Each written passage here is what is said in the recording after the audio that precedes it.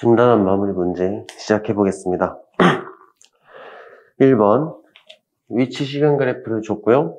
시간에 따른 위치 변화에 나타내는 거나, 그러니까 우리가 1초까지는 플러스를 오른쪽이라 가정한다면 1초까지는 오른쪽으로 가겠구나. 1초 이후에는 왼쪽으로 다시 돌아오고 있구나. 이렇게 판단할 수 있고요.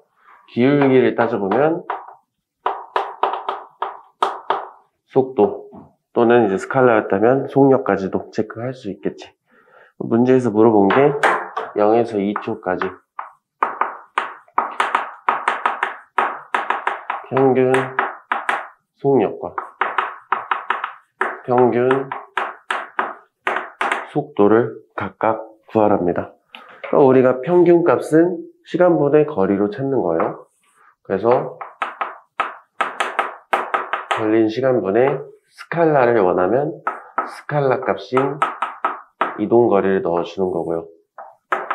걸린 시간분의 벡터가 필요하면 벡터 값인 변위를 넣어주시면 됩니다. 그럼 똑같이 0에서 2초니까 걸린 시간은 2초일 겁니다. 근데 이동거리는 오른쪽으로 20, 왼쪽으로 10 내려왔으니까 총 30m가 되면서 평균 속력은 15m/s가 되는 거고요. 걸린 시간 2초 동안 변위는 0에서 10초, 최종 변위는 오른쪽으로 10이니까 평균 속도는 오른쪽으로 5m/s가 된다. 정답은 4번 해주시면 됩니다. 간단하죠? 2번 바로 들어가 볼게요. 멈춰있는 상태에서 등가 속도 운동을 하는 물체에 대한 설명으로 옳은 것은? 일단 우리가 좀 가볍게 정리해보면 최초 상황이 멈춰있는 상태고요. 등 가속도 운동 한다는 겁니다. 기억. 매 초당 속도 변화량이 일정하다. 네, 등 가속도니까. 예를 들면은 가속도가 2면은 1초마다 플러스 2씩 꾸준하게 변해야 되죠? 맞는 말이고요. 니은. 속도의 크기는 시간에 비례해서 증가한다. 1초마다 2씩 커지는 거겠죠? 속도를 살짝 적어보면은 처음엔 정지였으니까 0, 2, 4, 6, 8 이런 식으로 증가하겠죠. 디귿. 변이의 크기는 시간에 비례해서 증가한다. 지금 보면은 변이는요, 우리가 시간 위치 그래프를 그려보면 알 수 있는데, 위치 그래프 같은 경우는 이렇게 그려져야 돼요. 2차 함수가 그려져야 돼요. 왜냐하면 점점 더 빨라지니까. 우리가 위치 시간 그래프에서 기울기가 속력이라고 그랬죠? 기울기 점점 증가하는 형태로 우리가 그래프를 그려주시면 되고요. 여기서도 이렇게 되다 보니까 초마다 이동하는 거리는 점점 더 많아져야 되는 겁니다. 점점 더 빨라지니까요. 정답은 4번. 3번. 속도 시간 그래프를 줬습니다. 이런 그래프에서는 우리가 얻어갈 수 있는 거, 일단은 움직이는 방향, 여기서부터 여기까지, 여기 자르면 여기까지는 오른쪽으로 이동하는 구간이고요. 7초 이후는 왼쪽으로 가는 구간입니다. 속도라는 건 벡터니까 방향도 알려주는 거고요. 좀 더 세부적으로 보시면 0에서 2초까지는 빨라지고 있잖아요. 그러니까 여기서는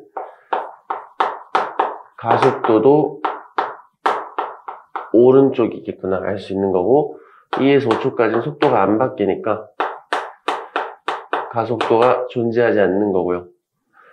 5에서 7초까지는 오른쪽으로 가는데 느려지고 있으니까 가속도가 왼쪽이구나, 이렇게 알 수 있는 겁니다.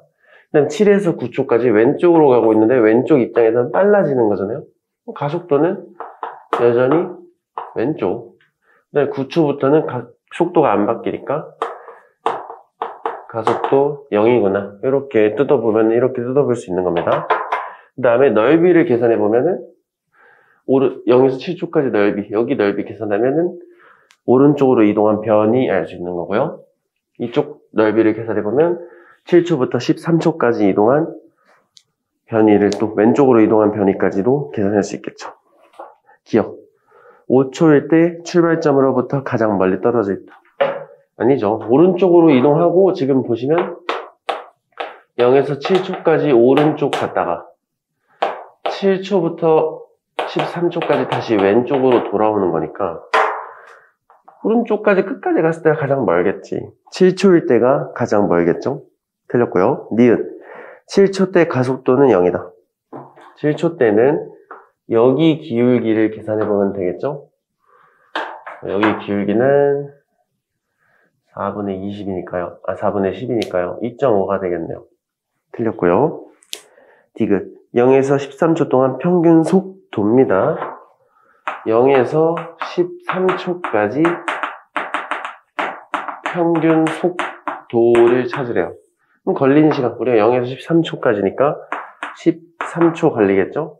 그럼 13초 동안 이동한 변위를 집어넣으면 되는데, 평균 속도를 구하려면 시간분에 0부터 13초니까 13초분에 변위를 집어넣으면 속도를 구할 수 있는 겁니다. 속도 시간 그래프에서 넓이로 계산할 수 있으니까 넓이를 좀 천천히 구해보면요. 여기 넓이가 2 곱하기 5 나누기 2니까 5m. 여기는 2에서 5초면 3, 5, 15. 여기도 5겠지 뭐. 이렇게 된 겁니다. 여기도 5일 거고요. 여기는 4 곱하기 5니까 20. 오른쪽으로 25 갔다가 다시 왼쪽으로 25 돌아온 거니까 변위는 0이 되겠네. 그럼 평균 속도는 0이 되는 겁니다. 디귿이 맞는 말. 정답은 3번 해주시면 되겠네요. 4번 봅시다. 문제부터 같이 한번 읽어볼게요.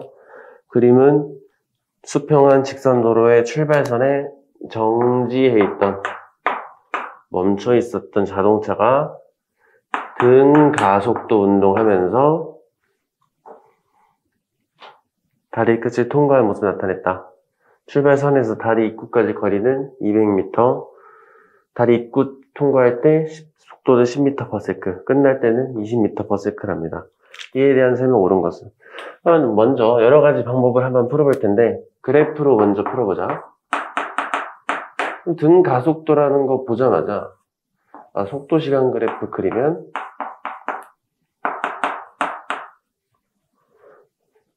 요렇게 그려지겠네요. 요렇게 그려지는 거 알 수 있는 거고요. 다리, 그 다음에 여기 중간에 최종 속도가 20이니까 여기가 20이면은 딱 가운데가 10이겠지 뭐. 그럼 속도가 10이 될 때까지 시간을 t초라고 놓는데, 멈춰 있고 다리 입구까지 도착할 때 속도가 10이 될 때까지 이동한 거리가 200이 되잖아요. 그러면은 여기 넓이가 200이 되면 됩니다. 여기 넓이가 200이 되려면 시간은 40초가 나오면 됩니다. 40 곱하기 10 나누기 2 한 게 200이 나오면 되죠. 여기가 40이면은 속도가 10만큼 변할 때 40초 걸렸으면은 우리가 속도는 시간분의 속도 변화량인데, 어차피 가속도가 똑같죠. 등가속이니까 가속도는 똑같은데 속도 변화량이 10에서 20 되면 2배 차이 나면 시간도 2배가 차이 나야 되니까 끝까지 갔을 때는 80초구나 이렇게 좀 보시면 되고요. 여기 80초인 거 알면은 여기 넓이만 구해주면은 우리가 다리 넓이 계산할 수 있겠죠? 근데 이렇게 삼각형 꼴 나올 때 2배가 되면은 1대, 3대, 5대, 7 이렇게 간다고 했었죠? 여기는 계산 안 해봐도 600입니다. 뭐 계산해보셔도 뭐. 계산할 때는 여기 얘랑 얘 평균 내면은 15잖아요. 15 곱하기 40 하면은 똑같이 600m 나오겠죠? 그렇게 찾아주시면 됩니다. 그 다음에 가속도 구해볼까요? 이제 가속도는 뭐. 그래서 가속도가 결국 몇인데? 기울기 구해보면 되잖아. 4분의 1 나오겠네요. 0.25네요. 이러면 기억. 가속도 크기는 0.25다. 맞는 말이고요. 니은. 다리 구간 길이는 650m. 아니죠. 600m지, 600m. 그 다음에 디귿. 다리에서 출발해 입구 지날 때까지 걸린 시간. 여기서 여기까지 갈 때 걸린 시간은 40초입니다. 정답은 1번인데, 또 그래프를 풀면 이렇게 풀 수 있습니다. 아니면 이렇게 풀어봐도 돼. 우리가 여기서 여기까지 공식 한번 써볼까요? 공식으로 풀면 여기는 지금 시간을 모르잖아요. 여기서 보면은, 이거 떠올리시면 좋습니다. 이럴 때는 EAS는 V제곱 빼기 V0제곱 이런 공식이 있었죠? 여기도 집어넣어. 여기서 여기까지 갈 때 200m잖아요. 200m 갔더니 V제곱, 나중 속도가 10이었으니까 10의 제곱 빼기 0의 제곱 이렇게 가겠죠? 이거 넘기면 400분의 100이니까 가속도는 똑같이 4분의 1, 0.25를 우리가 얻어낼 수 있는 거고요. 그 다음에는 한 번 더 이제 변형 EAS 한 번 더 쓰는 겁니다. 우리가 이제 여기가 궁금하니까 처음부터 이 가속도 4분의 1인 거 알아냈고 다리 구간 거리를 S라고 두고, 그럼 다리 통과하고 나서 나중이 여기잖아요. 20의 제곱 빼기 처음은 여기 10의 제곱, 이거 계산하면 다리 구간 길이가 나올 겁니다. 400 빼기 100이니까 300일 거고요. 2니까 이렇게 바뀌겠네.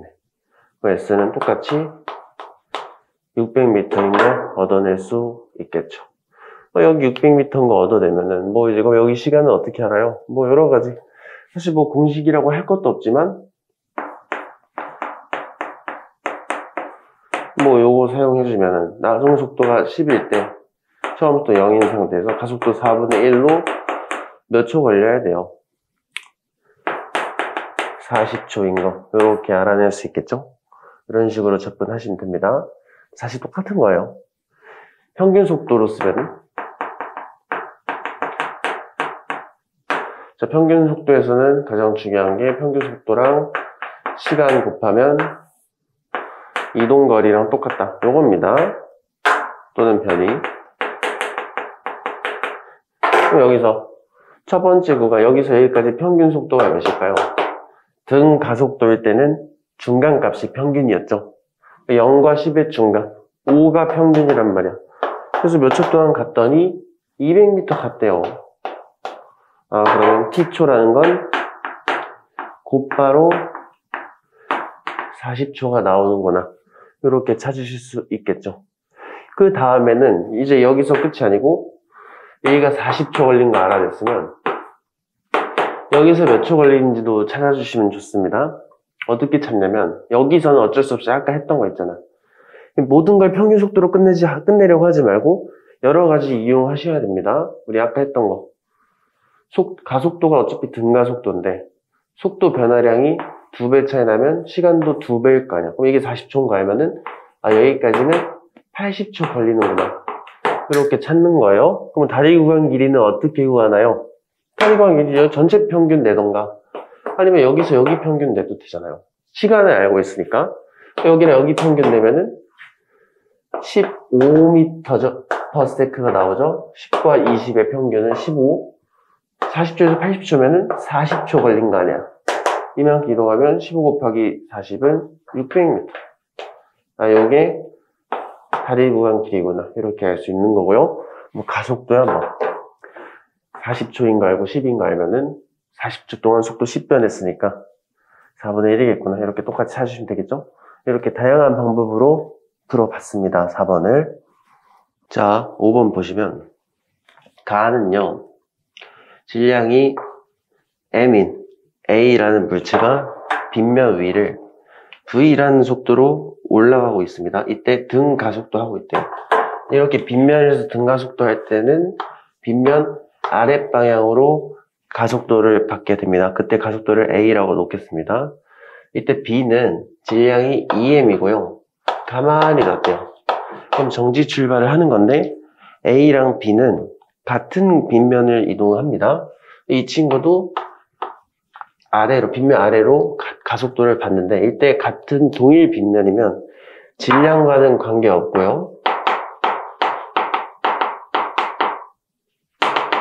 질량에 관계없이 가속도는 일정하게 됩니다. 단 마찰이 없을 때. 근데 이제 이 상황도 마찰과 공기 저항을 무시한 상황이기 때문에 A와 B의 가속도는 똑같답니다. 그럼 A는 어떤 식으로 움직이냐면 올라가면서 이때는 그 움직이는 방향과 가속도 방향이 다르기 때문에 느려지면서 올라가겠죠? 그러다가 Q점에서 방향을 바꿨다. 이 순간 얘는 잠깐 멈춘다는 뜻입니다. 얘가 요렇게 올라갔다가 이제 계속 가속도는 계속 받고 있으니까 이제 빨라지면서 내려갈 거예요. 그러다가 이제 여기서 VA라는 속도로 도착을 다시 한 거고요. B는 여기서 멈춰 있다가 얘는 가속도를 이쪽 앞이면 아래로 받으니까 빨라지면서 VB라는 속도로 도착을 한답니다. 자, 그럼 이제 한번 진행을 해봅시다. 일단 가속도가 똑같아요. 그러면은 이 거리를 L이라고 한번 놔보자. P와 Q 사이의 거리를 L이라고 한번 놔보겠습니다. 그럼 같은 거리를 이동하는 겁니다. 둘 다. 그러다가 얘는 여기서 이제 멈추잖아요. 첫 번째 상황을 보면 이렇게 멈추는 거고 얘는 이제 VB라는 속도로 이렇게 내려오는 건데 그럼 지금 보시면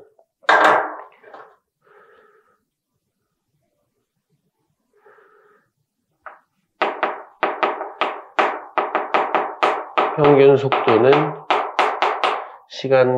시간에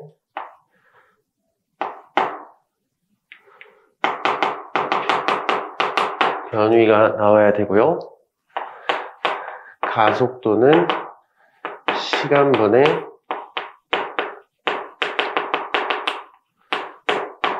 속도 변화량이 나와야 됩니다. 그 다음에 그래프도 하나만 그려보면요. 속도 시간 그래프를 그려보면은 A랑 B는 같은 가속도고요. 저는 위로 올라가는 방향을 플러스라고 좀 놓겠습니다. 그럼 A는 처음에는 V라는 속도로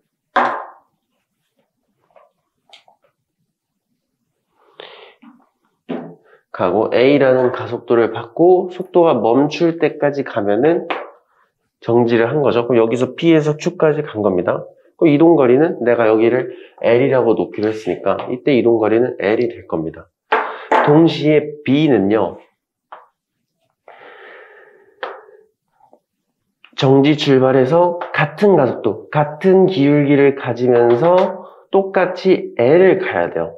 자, 그럼 봐봐. 속도 변화량이 똑같기 때문에 A가 속도가 V만큼 변하면 B도 V만큼 변합니다. 시간이 똑같으면. 근데 이제 가속도가 똑같기 때문에 속도 변화량과 가속도가 두 개가 A와 B가 가속도가 똑같잖아요. 1대 1이기 때문에 속도 변화량과 시간은 비례할 수밖에 없습니다. 그러니까 시간이 이제 같은 시간 동안 같은 만큼 변하는 거예요. 그러니까 A가 멈췄을 때 B의 속도는 노란 거를 B라고 두면은 이거는 A라고 두면은 얘네들은 속도가 V가 될 겁니다. 이게 이제 B가 되겠죠? 이렇게 진행을 하는 겁니다. 이 다음에 A는 여기서 멈춘 게 아니고 여기서 다시 내려가잖아요. 얼마만큼? 같은 기울기를 같은 가속도가 계속 쭉 내려갑니다.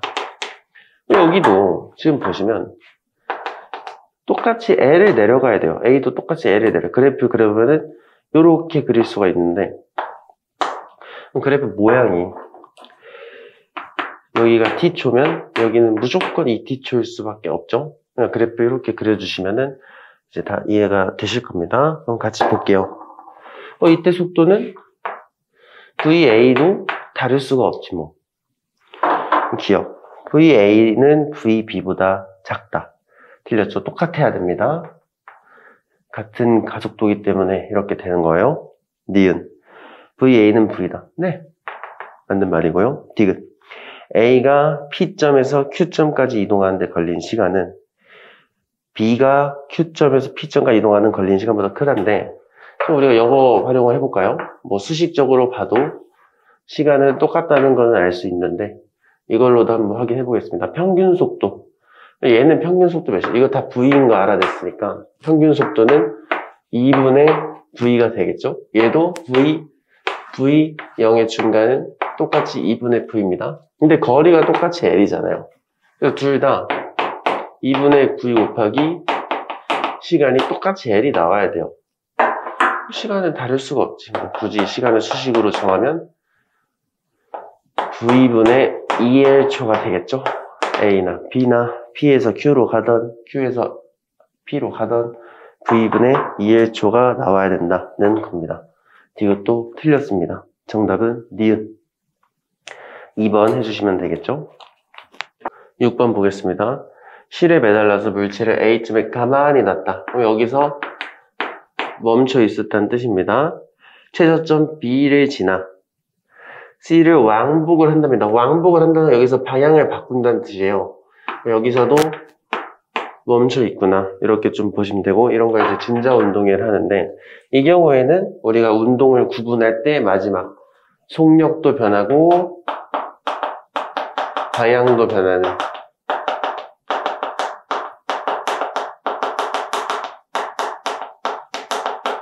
둘 다 변하는 운동이 됩니다. 힘은 공통적으로 전부 다 중력만 받을 거야. 그 다음에 위쪽으로는 이 방향으로 장력을 받을 겁니다. 그러면은 뭐 사실 이렇게까지 구분을 안 하셔도 되긴 해요. 얘는 평행사변형법 쓰면은 이쪽으로 R자임, 얘는 R자 없고요. 얘는 이쪽으로 R자임. 그럼 R자인 방향이 계속 바뀌잖아요. 근데 가속도 방향은 R자인 방향을 쫓아가니까 가속도 방향이 계속 바뀌는 겁니다. 그래서 이거 같은 경우는 등 가속도라고 할 수는 없어요. 그럼 지금 근데 우리가 이런 거는 사실 물리 1에서 이렇게까지 다루진 않고요. 이 정도만 기억하시면 됩니다. 방향은 계속 바뀌어. 그죠? 근데 내려갈 때는 빨라지면서 떨어지고요. 올라갈 때는 느려지면서, 빨라지면서, 느려지면서, 빨라지면서, 느려지면서 이렇게 가니까 아, 둘 다 바뀌는구나 정도만 알고 계셔도 물리 1에서는 문제가 없다. 기억. 가속도 운동한다. 가속도 있죠? 분명히 존재하기 때문에 맞는 말이고요. 니은. A가 C점까지 이동할 때 평균 속도의 크기는 평균 속력과 같다. A에서 C까지 가는 건데 평균 속력은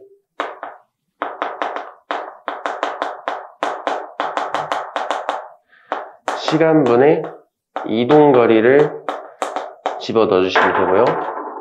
평균 속도는 시간분의 변이를 넣어주면 돼요. 근데 어차피 A에서 C까지 갈 때 T초 걸렸으면은 둘의 시간은 똑같을 겁니다. 그럼 이동거리랑 변이 중에 누가 더 크니?를 물어보는 거랑 똑같아요.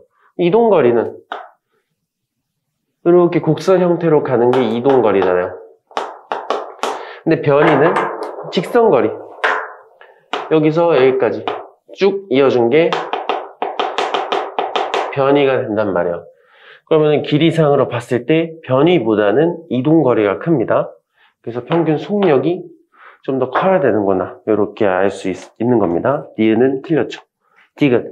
A에서 C까지 이동할 때 평균 속도의 방향은 순간속도 방향 같은 평균 속도 방향. 평균 속도 방향은 속도는 벡터니까 방향까지 신경을 써줘야 되는데 이때 이 방향은 변이 방향 따라가시면 돼요. 이 변이 우리가 아까 세팅했죠. 여기 오른쪽 여기. 이게 이제 속도 방향이고요. 그럼 B점에 있을 때 순간속도 방향은요? 순간속도 방향이란 건 접선을 그어주면 된다 그랬죠? 그럼 B점에 있을 때는 접선을 그으면 이렇게 될 거 아니에요? 그럼 순간속도, B점에서의 순간속도 방향도 오른쪽, 평균속도 방향도 오른쪽이니까 같은 방향이 맞습니다. 정답은 3번 해주시면 된다. 7번 바로 가볼게요. 관성에 대한 설명으로 옳은 것은, 관성이 뭐였냐면 물체가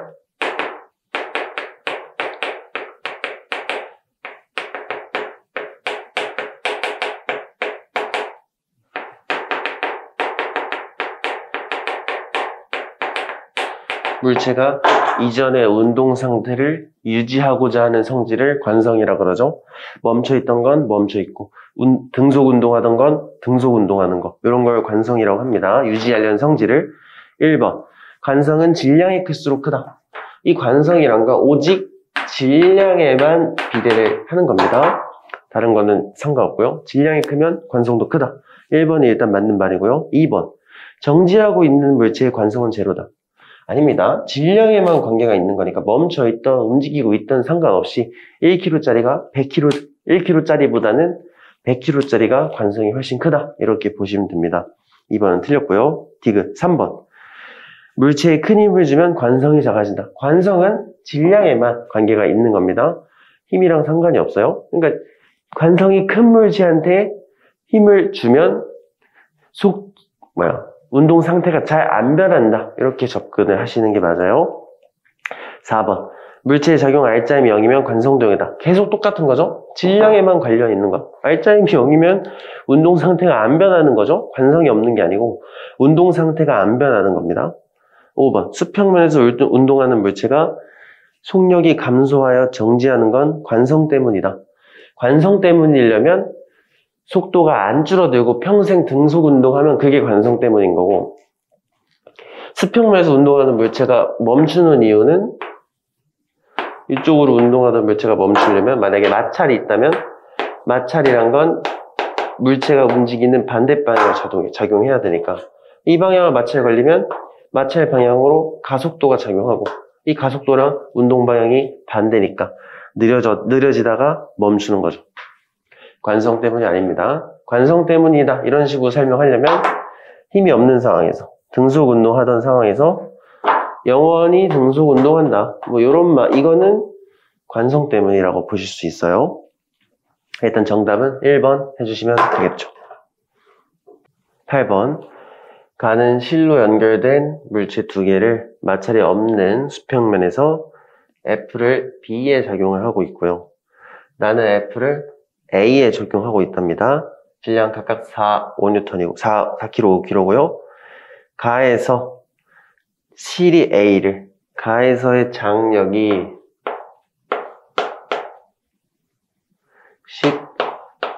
16N이랍니다. 그렇죠? 장력이. 그럼 우리가 가속도부터 찾아봐야겠네. 보통 일반적인 상황에서는 얘를 많이 줬었잖아요. 그죠? 대부분의 문제들이 이거를 많이 줬는데 거꾸로 준 겁니다. 장력부터 주고 얘를 찾아봐라. 이렇게 가는 거예요. 이럴 때는 전체 개로 묶어봤자 F를 모르니까 우리가 가속도를 찾을 수가 없습니다. 문제 예고 줬으니까 이걸 먼저 활용하는 거야. 이번에는 A의 개를 먼저 활용을 해보면요.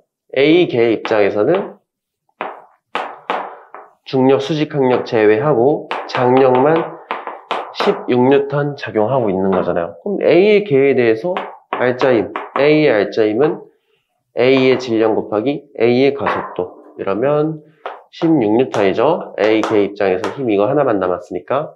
근데 A는 4kg. 그럼 가속도는 오른쪽으로 4m/s 제곱이 될 겁니다.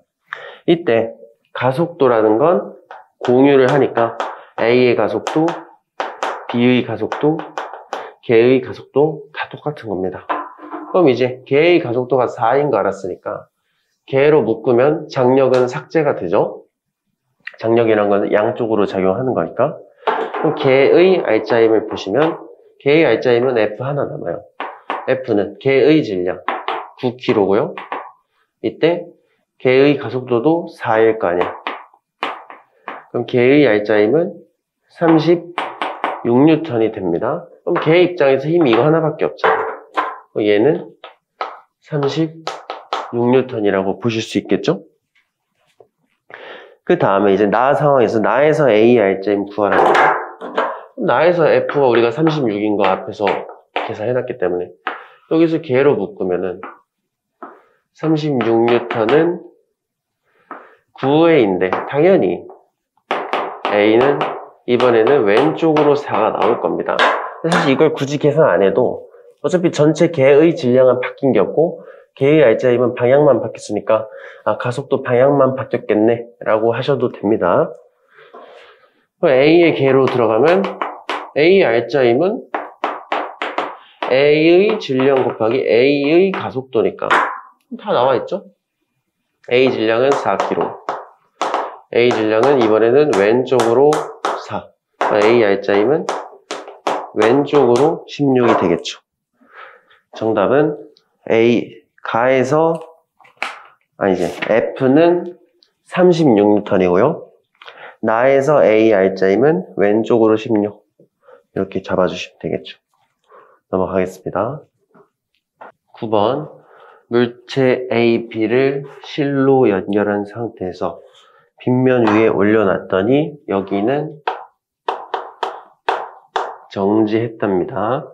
나는 가에서 A, B 위치를 서로 바꿨더니 등가속도 운동을 한답니다. 한번 봅시다. 마찰은 무시, 공기저항도 무시인 상황입니다. 그럼 여기 첫 번째 여기 정지해 있다는 게 뭐냐면 가속도가 0이고 개의 R자임도 0이라는 거를 이용해서 빗면 힘을 찾는 거예요. 우리가 빗면 힘이란 건 물체가 이렇게 수평면이 아니고 빗면 위에 올라가 있을 때 빗면 아래로 받는 힘을 얘기합니다.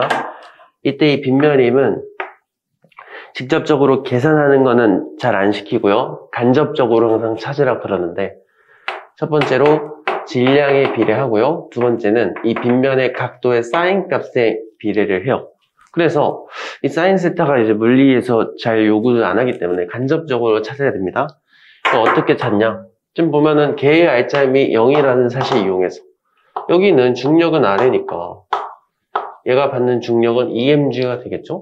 근데 개로 묶으면 장력은 탈락이니까 R자임이 0이 되려면 이 녀석의 빗면 힘이 이쪽으로 MG구나. 아니지. EMG구나. 이런 거를 알 수가 있는 겁니다.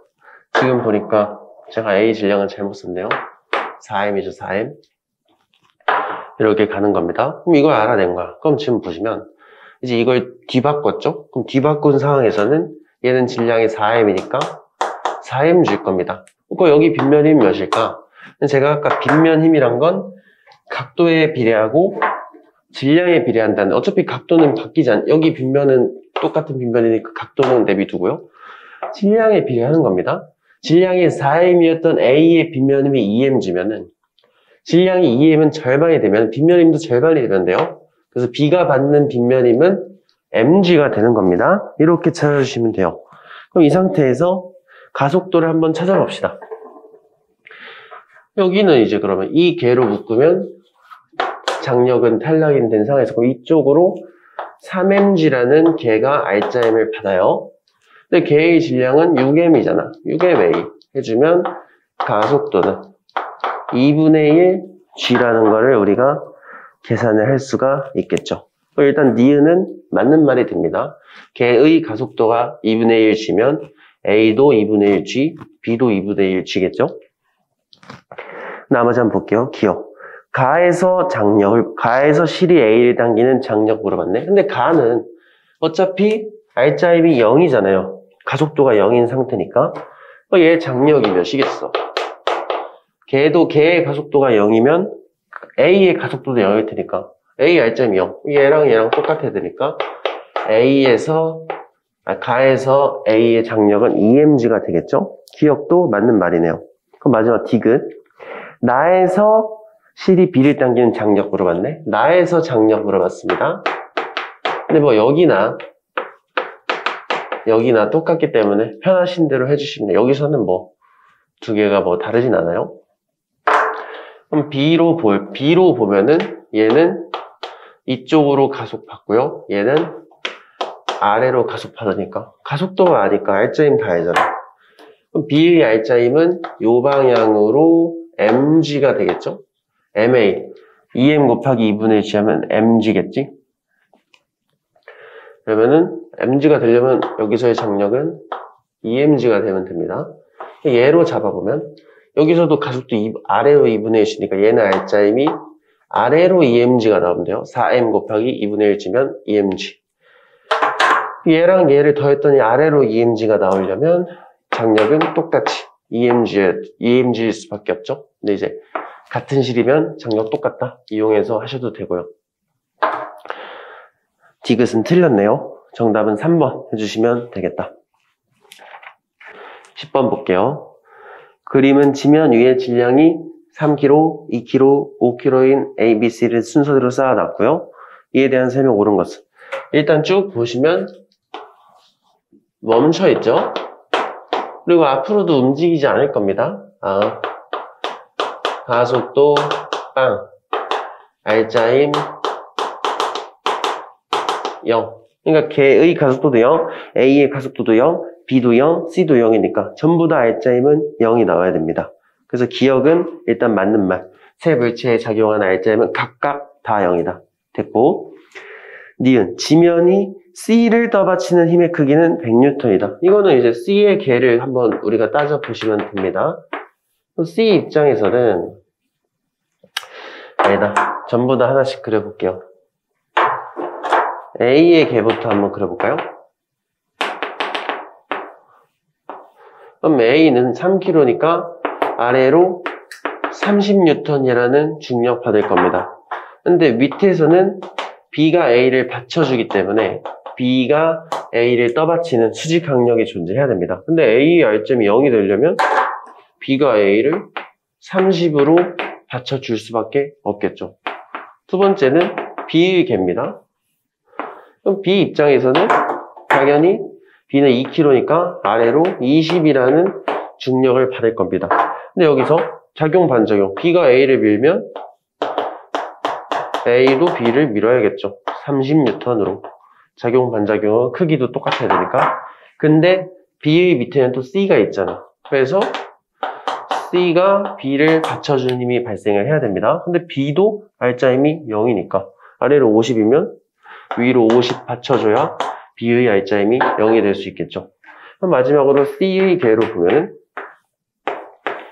C 입장에서는 중력은 50N이 되겠죠. 5kg니까요. 그 다음에 C가 B를 50으로 눌렀으니까 B도 C를 50으로 누를 겁니다. 근데 C는 아래에 이제 바닥이 있기 때문에 바닥이 받쳐주는 수직 항력이 작용해야 됩니다. 근데 C도 멈춰야 되니까 C의 수직 항력은 100N이다. 이렇게 가주시면 되겠죠? 니은 지면이 물체를 C를 떠받치는 지면이 C를 떠받치는 수직 항력 100N이다. 니은은 맞는 말.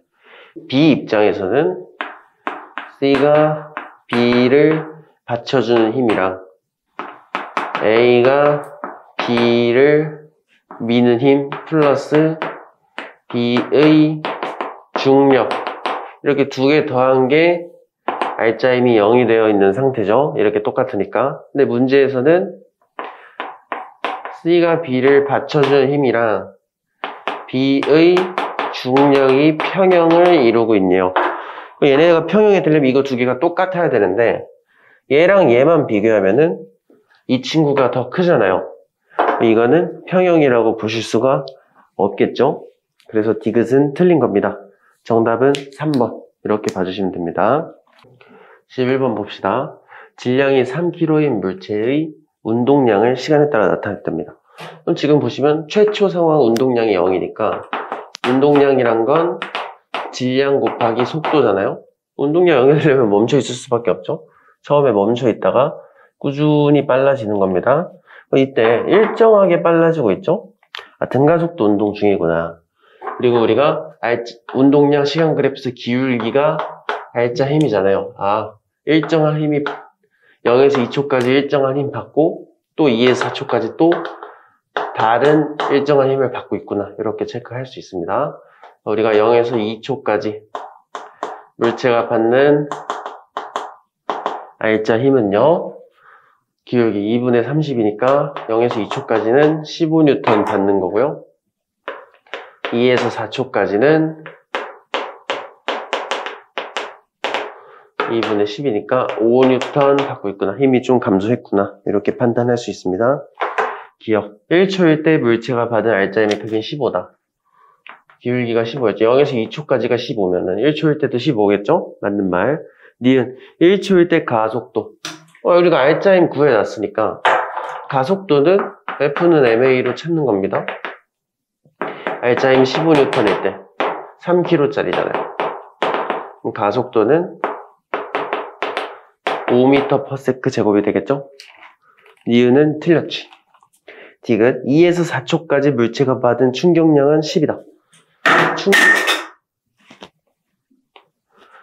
물체가 받은 충격량인데 뭐 두 가지 방법 우리가 R자임을 구해놨으니까 R자임 곱하기 시간으로 충격량 찾으셔도 되고요. 근데 충격량은 운동량의 변화량과 똑같으니까 운동량 변화량을 이용해 찾으셔도 됩니다. 2에 4초까지 R자임이 5였죠? 5 곱하기 2에 4초면 2초 걸린 거잖아요. 그러면 10Nm/s가 되겠네. 또 운동량 변화량은요? 4초일 때 운동량에서 2초일 때 운동량을 빼주면 되겠지? 변화량이니까. 4초일 때 운동량은 40이잖아요.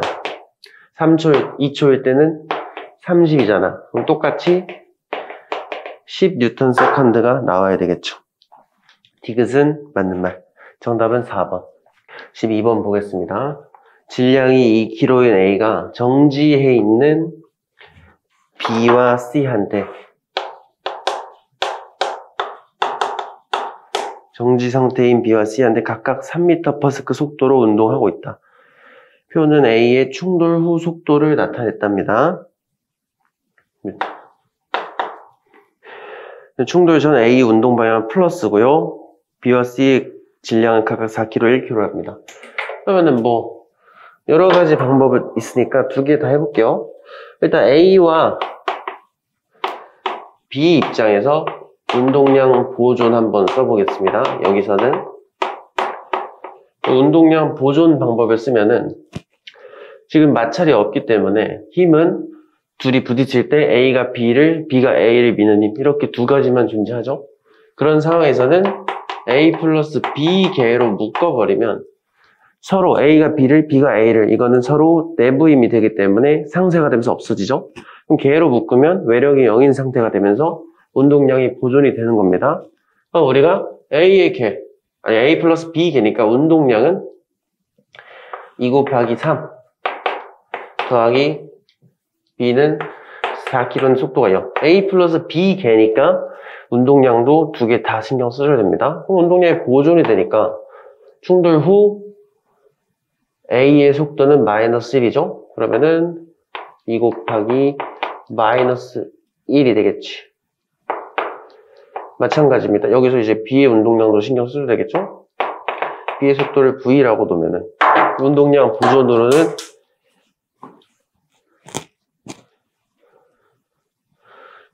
보존으로는 이렇게 V를 찾아주시면 되겠죠. 그럼 여기는 합쳐서 6, 여기 마이너스 2니까 얘가 8이 되면 되네요.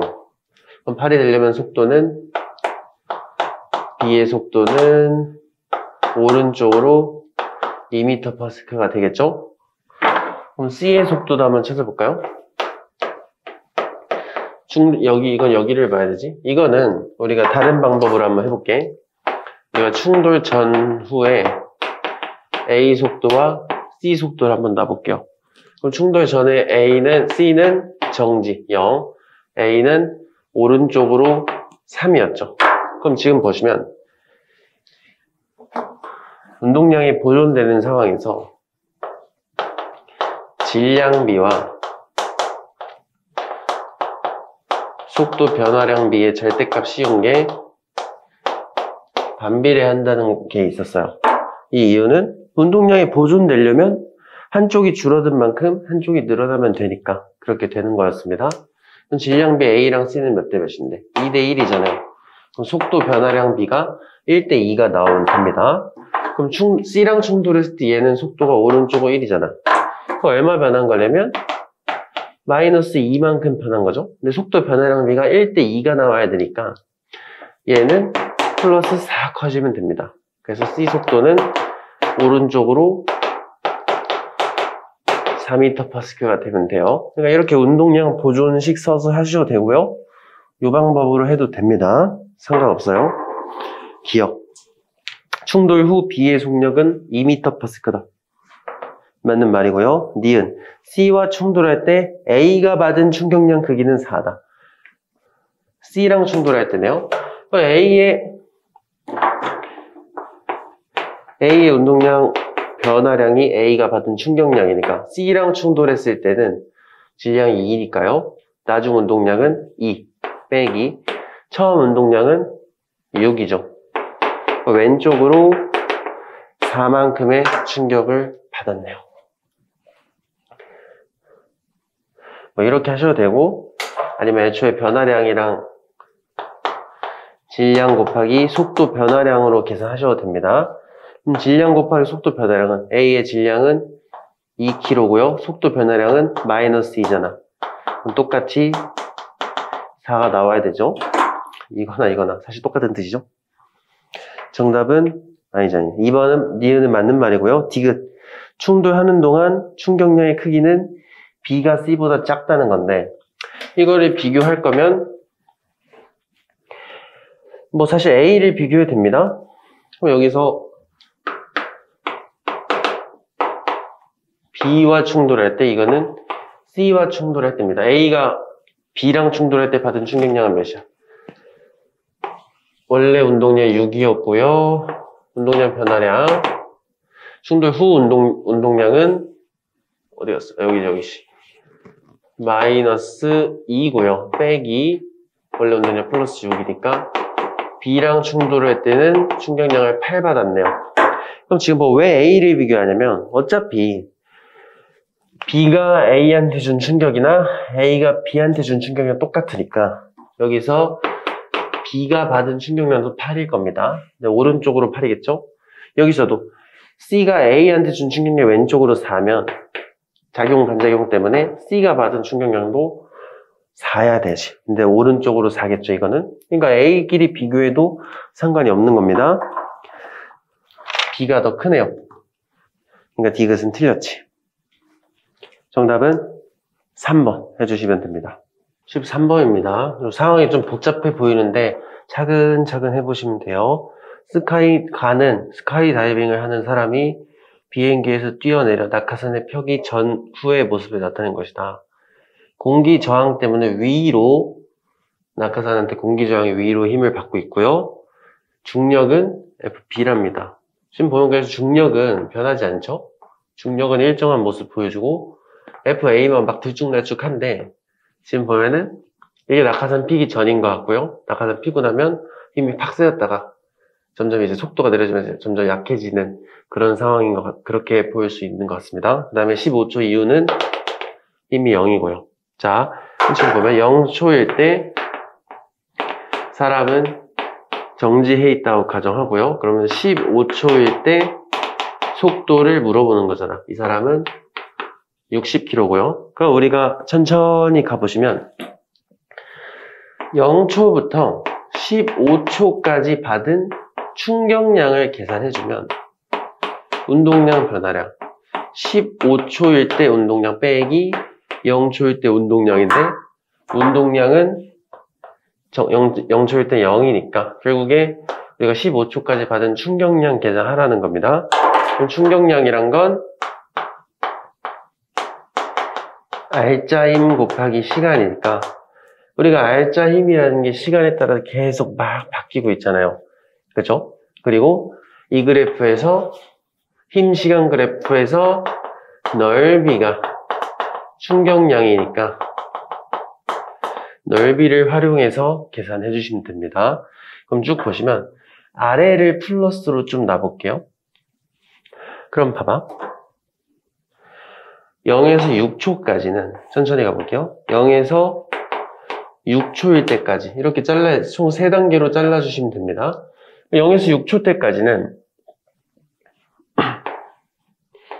아래로는 600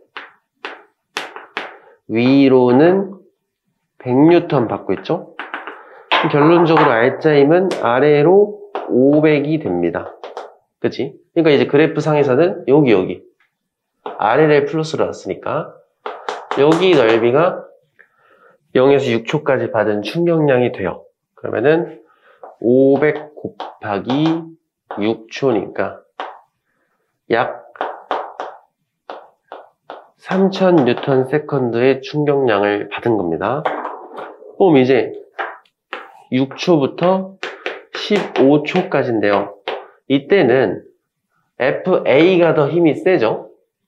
그러니까 반대 방향, 위로 충격량을 받을 겁니다. 위로 충격량은 우리 여기서 힘이 더 센 거에서 작은 거 빼 이거 구했잖아. 그럼 여기서도 여기 넓이만 구하면 되는 거야. R자 힘으로 계산해야 되니까. 근데 R자 힘이 변하고 있는 거죠. 그래서 저기 넓이를 구해주면은 600 곱하기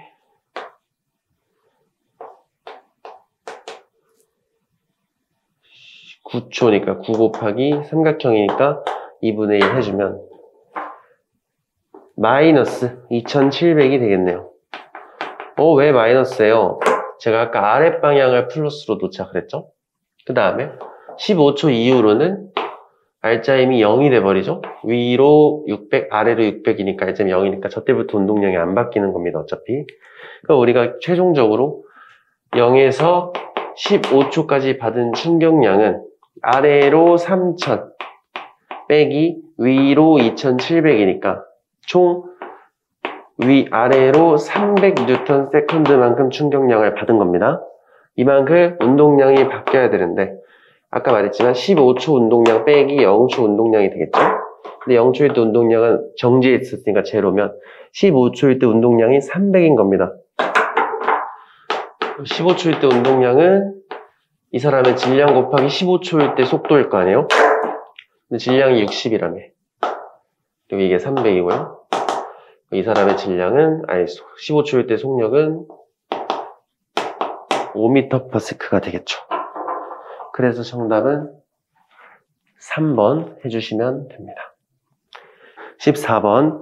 그림 가는 물체 A가 정지해 있는 물체 B의 속도 3m/s로 운동하고 있고요. 나는 충돌한 후 반대 방향으로 튕겼네요.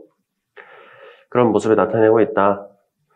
두 물체의 충돌 시간은 0.2초랍니다.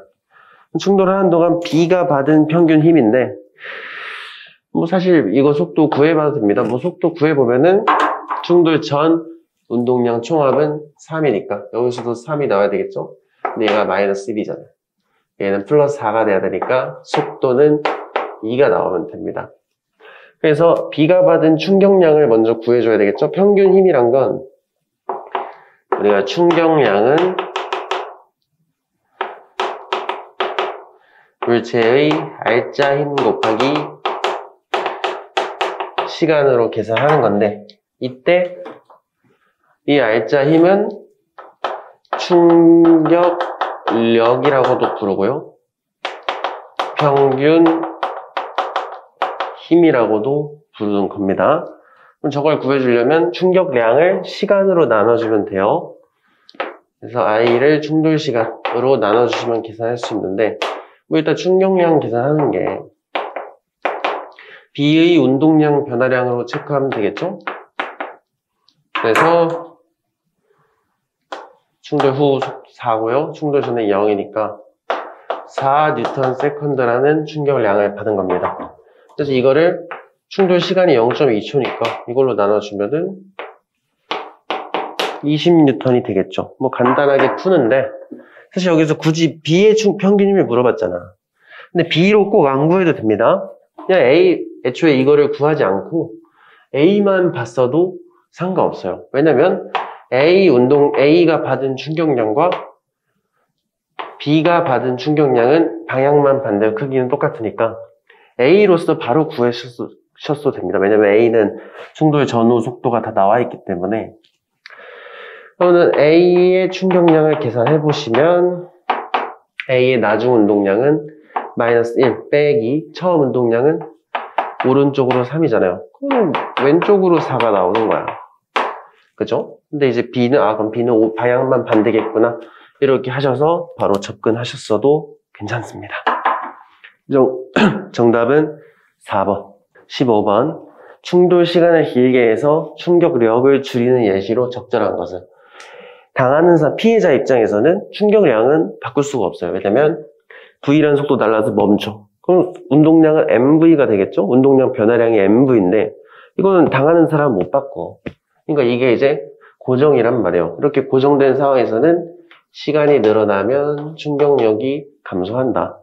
그래서 대부분의 상황에서 안전장치들이 다 이런 예시라고 보시면 됩니다. 기역, 방망이를 끝까지 휘두르는 거는 때리는 사람 입장입니다. 그 사람 입장에서는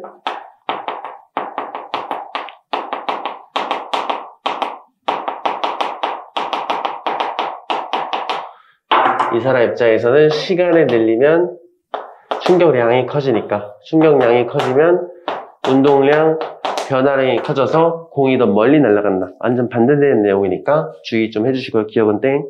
니은 공을 받을 때 손을 뒤로 빼면은 시간이 늘어나면서 충격력이 감소한다. 디귿 방석 위로 떨어진 유리컵은 안 깨진다. 방석이 찌그러지면서 시간이 늘어나니까 충격력이 감소한다. 에어백 마찬가지고요. 에어매트도 마찬가지고요. 근데 이제 미음은 포신. 이 포신이 길면 포탄이 공을 받는 시간이 늘어난다고 했었죠. 그래서 충격량이 커지니까 대포알이 더 멀리 날아간다. 이런 얘기였지. 정답은 니은, 디귿, 리을, 비읍 이렇게 네 가지입니다. 넘어갈게요. 그림은 질량이 같답니다. 그리고 종류가 다른 자동차 A, B 자동차네요. 벽에 충돌시키고 정지했답니다. 그러니까 같은 질량이 같아. 그러면은 A나 B나 운동량 변화량은 나중 빼기 처음 정지니까 나중이 0. 처음은 질량이 똑같으니까 질량 M이라고 가정하고 속도도 똑같아. V. 그러니까 운동량 변화량이 똑같이 MV가 되는 거예요. 이때 그럼 얘네들의 충격량도 똑같이 MV라는 뜻이겠죠? 그때 이제 그러면은 충격량이 똑같으니까 이 그래프의 넓이가 똑같은 거구나. 그래서 SA, SB라고 두면은 넓이는 같은 상태구나. 이렇게 되는 겁니다. 기억. 충돌 전후 자동차 운동량 변화량은 똑같다. 똑같이 MV고요. 니은. 충격량은 B가 받은 것보다 크다. 똑같아야 되죠? 디귿. A가 B보다 더 안전하다. 자, 여기서 안전하려면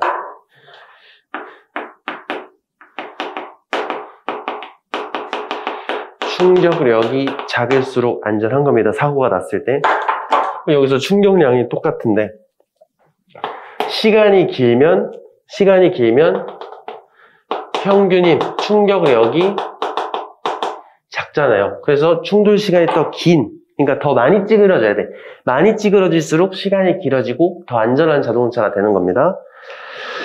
B가 더 안전하겠죠. 디귿은 틀렸지. 정답은 1번 해주시면 됩니다. 17번 보겠습니다. 40m/s로 달리고 있는 자동차가 정지해 있던 순찰차를 지나는 순간 순찰차는 등 가속도 운동하면서 얘네를 쫓아가기 시작한답니다. 얘는 등속 운동하는 거고요. 이때 얼마나 몇 초 걸리니? 이렇게 물어보는 겁니다. 그러면 여러 가지 방법이 있는데요. 이것도 그래프 한번 볼게요.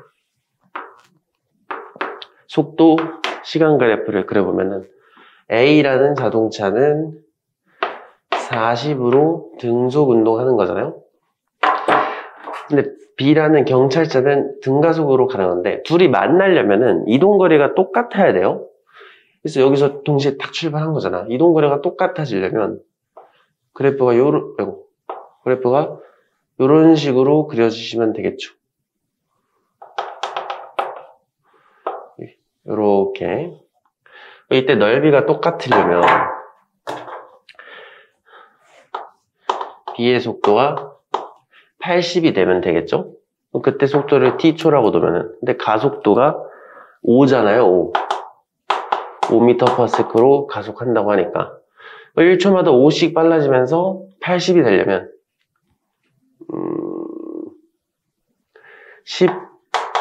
16초가 걸리면 되죠. 그래프로 풀면은 이렇게 풀면 되고요. 이렇게 가도 됩니다.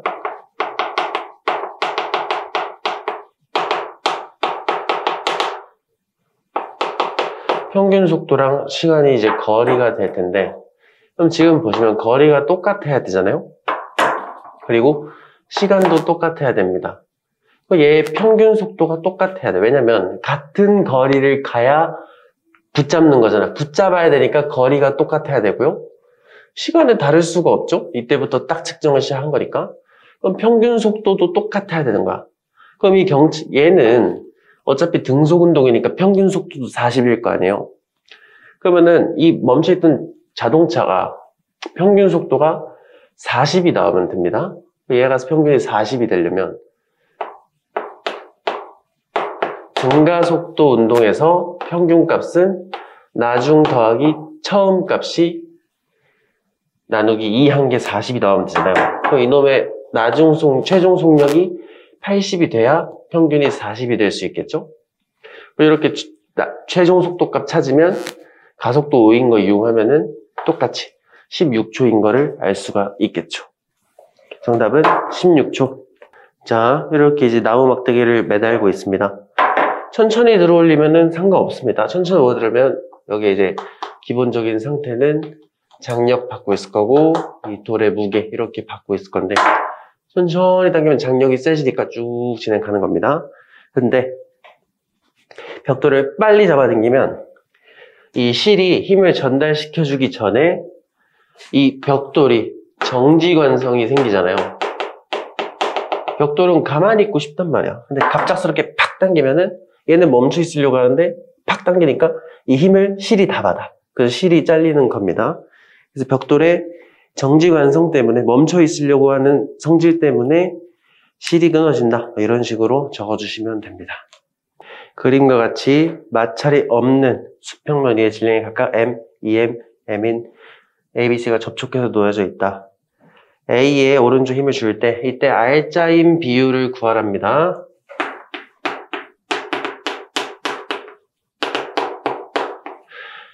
사실 뭐 이렇게 뜯어 보셔도 돼요. 가속도 구해가지고 일단 가속도부터 한번 구해볼게요. 개로 묶으면 수직 항력, 장력, 탈락 서로 미는 A가 B를, B가 A를 이런 거 내부 힘이 같은 탈락이면 힘은 얘 하나만 남습니다. 그래서 개의 입장에서 R자임이 F인데 개의 질량은 4m이잖아요. 그럼 가속도는 4m분의 F가 될 겁니다. 그럼 가속도 알면 개개인별의 R자임은 A의 R자임은 A의 질량 곱하기 A의 가속도. 가속도 왜 똑같아? 개의 가속도, A 가속도, B 가속도, C 가속도 다 똑같다. 그 A만의 R자임은 4분의 F가 되겠죠? M 곱하기 4m분의 F니까 B만의 R자임은 2분의 F가 되겠죠? C는 4분의 F가 되겠지. 그럼 적당히 비율 약분해 주시면은 1대 2대 1이 될 겁니다. 이렇게 찾아주시는 건데 우리가 이거를 기억하고 있으면 어차피 F는 MA에서 가속도는 다 똑같잖아요. 함께 움직일 때는. 그럼 질량과 R자임이 서로 비례한단 말이에요. 그래서 질량비로도 질량비나 R자임 비나 똑같단 말이야. 그럼 질량비가 M, EM, M이면 1대 2대 1이잖아요. 질량비랑 R자임비랑 똑같으니까 이런 식으로 찾아주실 수도 있겠죠. 정답은 1대 2대 1 해주시면 된다. 마지막 20번입니다. 이거는 앞에서도 비슷한 문제가 많이 풀어봤기 때문에 좀 말로 가볼게요. 달걀이 같은 높이에서 떨어지면은 바닥에 닿기 직전 속도는 똑같을 수밖에 없어요. 왜냐면 같은 높이에서 떨어졌고요. 가속도는 중력만 받을 때 둘 다 G니까 똑같은 가속도 받으면서 똑같이 떨어져. 그러면 우리가 속도 시간 그래프를 그려보더라도 정지 출발해서 같은 가속도로 가면은 같은 높이에 떨어지려면 동시에 도착할 수밖에 없고요. 속도도 똑같을 수밖에 없습니다. 똑같이 속도가 V라고 놓으면은 바닥에 닿으면 일단 멈출 거 아니에요. 그럼 둘의 운동량 변화량은 똑같이 MV니까 충격량도 MV로 같을 수밖에 없는 겁니다. 근데 충격량이 같은 상황에서 충격력 곱하기 시간인데요. 이불에 떨어진 놈은 시간이 길 수밖에, 이불이 이제 쭈그러들면서 시간이 길어지는 겁니다. 그럼 평균이 충격력은 감소를 하니까 이불에 떨어진 녀석은 시간이 길어져서 충격력이 감소해서 깨지지 않았구나. 이런 식으로 써주시면 되겠죠. 자, 이렇게 중단원 마무리 문제 다 풀어보셨고요. 잘 안 풀리는 거 있으면 한 번 더 다시 풀어보시길 바랍니다. 고생하셨습니다.